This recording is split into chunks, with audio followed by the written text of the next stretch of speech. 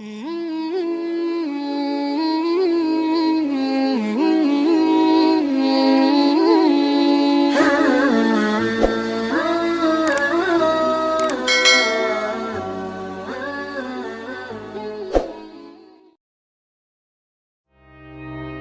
karun diartikan sebagai harta benda yang tidak diketahui pemiliknya. Harta karun identik dengan harta yang terkubur. Ternyata hal ini berkaitan dengan kisah Karun yang tenggelam bersama harta kekayaannya akibat kekufuran dan kesombongannya. Kisahnya diabadikan dalam Al-Quran sebagai bentuk peringatan, sekaligus menjadi pengingat bagi manusia. Sungguh Allah tidak menyukai hambanya yang sombong, dan tidak mengakui nikmat pemberiannya. Bahkan, dalam sebuah hadits, nama Karun dijejerkan bersamaan dengan nama-nama lain, yang tercela perilakunya. Abdullah bin Amr berkata, bahwa suatu hari Nabi Muhammad SAW menjelaskan tentang sholat. Beliau bersabda, barang siapa yang menjaganya salat maka ia akan menjadi cahaya, hujah, dan keselamatan baginya dari neraka pada hari kiamat. Dan barang siapa yang tidak menjaganya salat maka ia tidak akan menjadi cahaya, tidak pula keselamatan dan hujah baginya. Pada hari kiamat, ia akan bersama Karun, Fir'aun, Haman, dan Ubay bin Khalaf. Kekayaan Karun yang melimpah ruah. Karun adalah salah seorang sepupu Nabi Musa, anak dari Yasar yang merupakan adik kandung ayah Nabi Musa, Imran. Baik Nabi Musa dan Karun masih termasuk keturunan Nabi Yakub, karena keduanya merupakan cucu dari Kuhas bin Lewi. Adapun Lewi bersaudara dengan anak Nabi Yakub, Yusuf. Oleh karena itu apabila diurutkan nasabnya, maka nama lengkapnya adalah Karun bin Yasar, bin Kahit Kuhas, bin Lewi, bin Yakub, bin Ishak, bin Ibrahim. Sebelum menjadi hartawan yang bergelimang kekayaan, Karun sangatlah miskin, dan memiliki banyak anak. Ia bahkan sempat meminta Nabi Musa untuk mendoakannya agar diberikan harta benda, dan permintaan tersebut dikabulkan oleh Allah. Dikisahkan pula, dia sering mengambil harta dari Bani Israel yang lain dan memiliki ribuan gudang harta, penuh berisi emas dan perak. Saking kayanya, kunci-kunci harta bendanya harus dipikul oleh beberapa orang yang kekar, karena terlampau berat untuk dibawa oleh satu orang. Meskipun berkerabat dengan Nabi Musa, pada masa itu Karun yang pandai berbisnis, memihak Raja Fir'aun dengan mendukung dan menyokong pemerintahannya.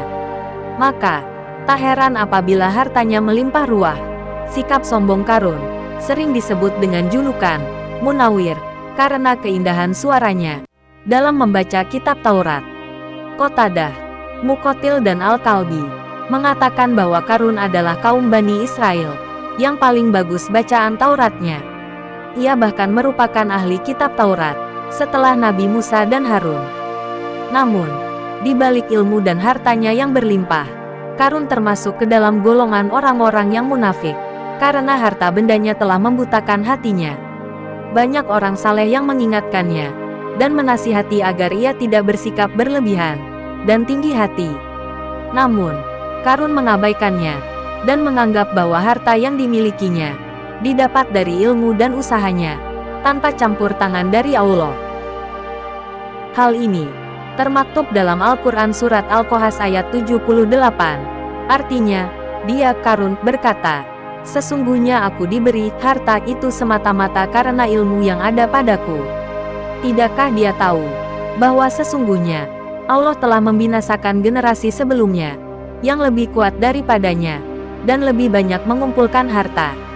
Orang-orang yang durhaka itu tidak perlu ditanya tentang dosa-dosa mereka. Bahkan, Karun seringkali melewati kaum Bani Israel dengan pakaian beserta harta yang mewah. Ia diiringi oleh para pembantu dan juga budak yang siap sedia melayaninya. Tentu saja hal itu membuat orang-orang iri, bahkan sampai berangan-angan memiliki kekayaan seperti Karun. Sebagaimana yang tercantum dalam Al-Quran Surat Al-Qasas ayat 79. Artinya, maka keluarlah dia Karun kepada kaumnya dengan kemegahannya. Orang-orang yang menginginkan kehidupan dunia berkata, andai kata kita mempunyai harta kekayaan seperti yang telah diberikan kepada Karun, Sesungguhnya, dia benar-benar mempunyai keberuntungan yang besar. Karun mendapatkan azab dari Allah. Pada akhirnya, Karun diazab oleh Allah, yakni dengan dibenamkan ke dalam tanah, dalam waktu semalam. Dalam beberapa riwayat disebutkan, bahwa Allah menurunkan gempa bumi yang dahsyat, beserta tanah longsor. Tempat Karun ditenggelamkan, bersama dengan harta dan pengikutnya, telah menjadi danau yang dikenal sebagai Danau Karun, Bahirah Karun. Adapun yang tersisa, hanya puing-puing istana Karun, yang terletak di daerah Al-Fayum, Mesir. Hal ini tercantum dalam firman Allah, yakni Al-Quran Surat Al-Qasas ayat 81. Artinya, lalu kami benamkan dia Karun bersama rumahnya ke dalam bumi. Maka, tidak ada baginya satu golongan pun yang akan menolongnya selain Allah, dan dia tidak termasuk orang-orang yang dapat membela diri. Karun tenggelam bersama seluruh harta kekayaannya ke dalam perut bumi dan tidak ada satupun yang tersisa. Tidak ada pula satu orang saja dari keluarga, kerabat, teman, maupun pengikutnya yang mampu menyelamatkannya. Harta dan ilmu yang dimiliki dan diagung-agungkan olehnya justru menjadi malapetaka baginya. Melihat apa yang telah menimpa Karun, orang-orang yang tadinya merasa iri hati dan berandai-andai ingin memiliki harta seperti Karun, kemudian menjadi semakin beriman dan memperbanyak kesabaran. Mereka juga memuji Allah atas peringatan yang telah disampaikan, sebagaimana dalam Al-Quran Surat Al-Qasas ayat 82.